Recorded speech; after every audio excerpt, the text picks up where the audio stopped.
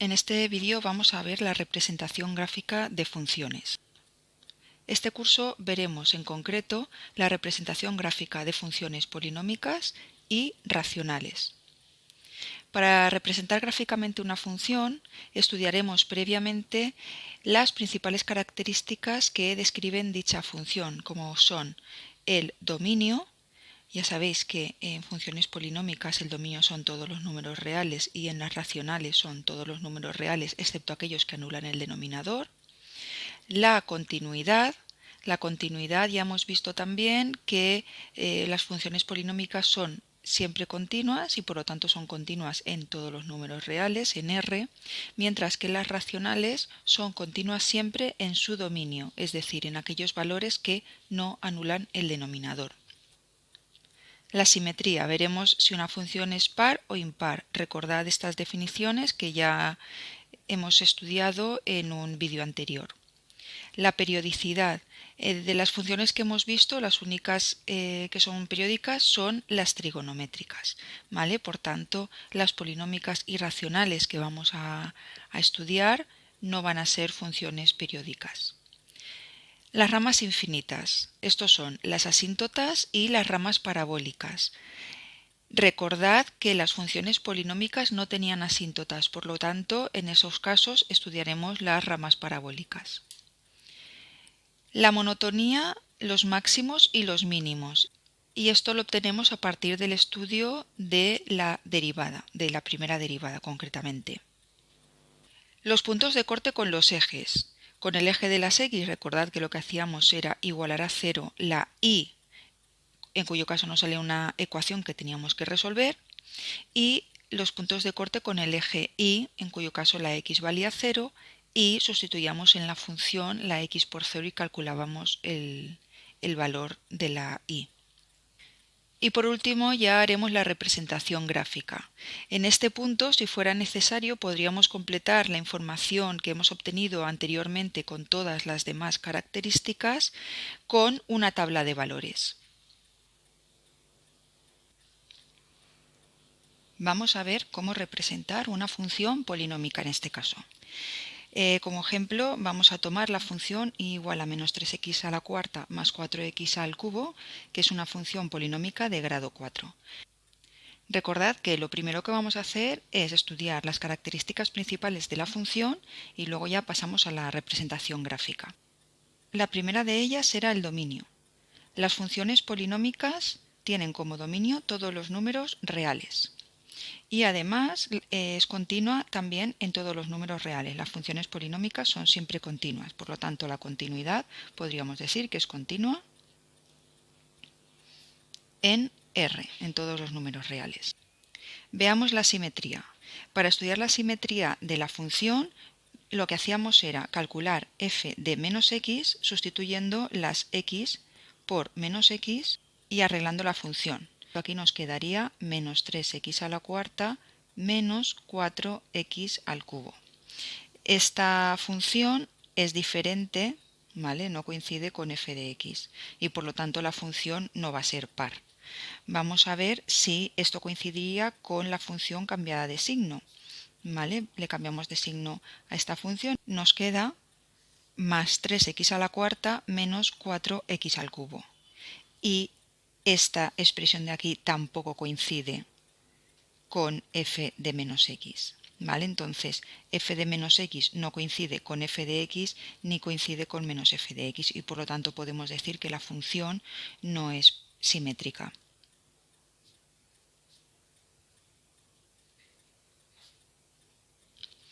La periodicidad, pues ya sabemos que al no ser una función trigonométrica, ¿vale? Las funciones polinómicas pues no son periódicas. Asíntotas tampoco tiene, al ser polinómica no hay asíntotas y por lo tanto pasamos a estudiar, a hallar las ramas parabólicas. Para eso calculábamos el límite cuando x tiende a más infinito de la función, es decir, de menos 3x a la cuarta más 4x al cubo.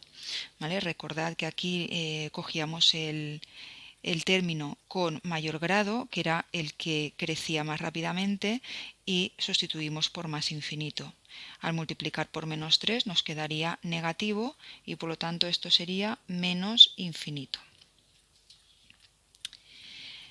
Calculamos también el límite cuando x tiende a menos infinito de la función. Para esto lo que hacemos es cambiar el menos infinito por más infinito y las x por menos x. Es decir, lo mismo que hemos hecho en la simetría, ¿vale? Aquí nos quedaría el límite de menos 3x a la cuarta, ¿vale? Porque el signo negativo al elevarlo a un exponente par se queda en positivo y por lo tanto nos va a quedar pues la misma situación que en este límite de aquí, nos va a dar menos infinito también. Calculamos el punto 6, que es la monotonía, los máximos y los mínimos. Para eso recordad que lo que hacíamos era el estudio de la primera derivada, ¿vale? Tenemos la función igual a menos 3x a la cuarta más 4x al cubo, derivamos, el 4 pasaría multiplicando y nos queda menos 12x al cubo más 12x al cuadrado, ¿vale? Esa sería la derivada, entonces menos 12x al cubo más 12x al cuadrado, el siguiente paso que tenemos que hacer es igualar a 0 y resolver la ecuación. Esto para resolverlo, pues lo que podemos hacer es sacar factor común x al cuadrado e incluso 12x al cuadrado. Bueno, pues voy a sacar 12x al cuadrado y del primer término nos quedaría menos x y del segundo, que sale entero, nos queda un 1. ¿Vale? De aquí igualamos cada uno de los factores a 0 y de aquí nos sale una de la solución 0 y el otro factor menos x más 1 igual a 0 nos sale solución x igual a 1. Y estos dos valores los situamos sobre la recta real, el 0 y 1, con lo cual nos queda dividida la recta en tres intervalos. Para estudiar la monotonía debemos estudiar el signo en cada uno de esos intervalos de la primera derivada, ¿vale? Cogemos un valor por debajo del 0, por ejemplo el menos 1, y sustituimos en la primera derivada. Menos 12 por menos 1 al cubo más 12 por menos 1 al cuadrado. Esto da 24, que es positivo. Aquí la función será creciente. Un valor entre el 0 y el 1 puede ser, por ejemplo, 0,5, ¿vale? Haríamos lo mismo, menos 12 por 0,5 al cubo, más 12 por 0,5 al cuadrado. Esto da positivo, ¿vale? Aquí la función también es creciente. Y si cogemos, por ejemplo, por encima el 2, sustituiríamos y nos da negativo, ¿vale? Ya sabéis que lo que nos interesa es el signo. Bueno, podéis hallarlo, pero en principio con el signo bastaría. Conclusión. La función podemos decir que es creciente entre menos infinito y 1. Podemos ponerlo así porque el 0 es un punto que está, en el cual está definida la función y por tanto también va a ser creciente en ese punto, ¿vale? Aunque sea un punto singular, pero puede estar incluido en ese intervalo y por lo tanto lo vamos a poner desde menos infinito hasta 1, la función creciente. La función es decreciente de 1 a más infinito. En el 0 no tiene ni máximo ni mínimo, será un punto de inflexión, ahora en la representación os comento lo que es, y en el 1 tenemos un máximo porque la función pasa de ser creciente a ser decreciente, ¿vale? Máximo en x igual a 1. Si quiero calcular el valor de la y en el 1, nos vamos a la función y sustituimos la x por 1. Nos quedaría menos 3 por 1 a la cuarta más 4 por 1 al cubo, que nos da 1.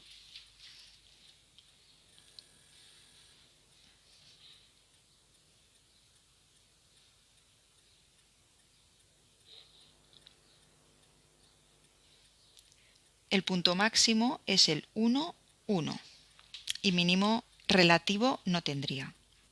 Estudiamos los puntos de corte con los ejes. Con el eje de las x, recordad que lo que hacíamos era igualar la y a 0.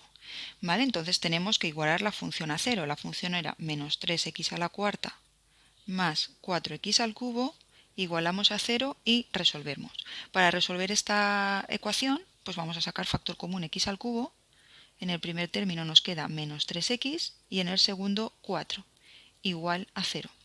¿Vale? Aquí igualaríamos por una parte x al cubo a 0, con lo cual nos sale la solución x igual a 0, y por otra nos sale 4 tercios, con lo cual los puntos de corte con el eje de las X son el 0, 0 y el 4/3, 0. Con el eje de las Y lo que hacemos es igualar a 0 la X. Y entonces lo que tenemos que hacer es en la función donde tenemos X poner un 0, es decir, sería menos 3 por 0 a la cuarta más 4 por 0 al cubo, que es 0. ¿Vale? Siempre que en el eje de las X nos haya salido el punto 0, 0, en el eje de las Y nos va a salir el 0, 0 también. Por último, vamos a poner toda la información que hemos ido recogiendo en nuestra gráfica, ¿vale? Entonces, sabemos que el dominio son todos los números reales, que la función va a ser continua, que no es simétrica, que no es periódica, que no tiene asíntotas. Vale, el primer dato, que sus ramas parabólicas, tanto cuando la X se hace grande, es decir, tiende a más infinito, la función se va a menos infinito, y cuando tiende a menos infinito la X, la función también se va a menos infinito. Esto significa que la función va a ir por aquí y por aquí, ¿vale? Lo ponemos así de momento porque luego puede ir más cerrada o más abierta. Más datos. Los intervalos de crecimiento y de decrecimiento y los máximos o mínimos posibles que tengamos. Sabemos que hay un máximo en el punto 1, 1. Esto significa que en este punto la función va a hacer una cosita así, ¿vale? En el 0 no tenemos nada, pero sabemos que es un punto singular. Ahora veremos eso lo que significa, ¿vale? En realidad es un punto de inflexión. Los puntos de corte con el eje son el 0, 0 y el 4/3, 0. ¿Vale? El 0, 0 es este, el 4/3 es 1,3 periodo, con lo cual estaría por aquí. Y ya no tenemos más datos. En realidad con esto deberíamos poder dibujar la función, más o menos a mano alzada obviamente, ¿vale? Pero si queremos asegurar más, podríamos hacer una tabla de valores y poner algún valor más, por ejemplo el -1 o por ejemplo el 2. ¿Vale? Bueno, pues más o menos esto, por ejemplo, para el -1 vale -7. Entonces, la función va a crecer muy rápidamente, muy ajustada al eje. ¿Vale? ¿Qué pasa en el 0? En el 0, bueno, esto más o menos va a ser así. ¿Vale? Y en el 0, ¿qué pasa? En el 0 lo que pasa es que va a haber un punto de inflexión, es decir, la función viene de una forma, con una curvatura, así como a esto se le llama en realidad cóncava, y luego cambia la curvatura a convexa. ¿Vale? Esto sería más o menos así. ¿Vale? Entonces en 0 hay un cambio en la curvatura. Aquí viene como si dijéramos abierto y por aquí viene cerrado. ¿Vale?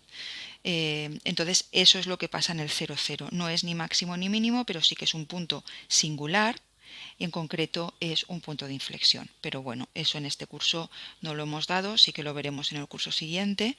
Para que os suene un poco, pues os lo comento. ¿De acuerdo? Pues esto sería en lo que consistiría hacer una representación gráfica de una función polinómica.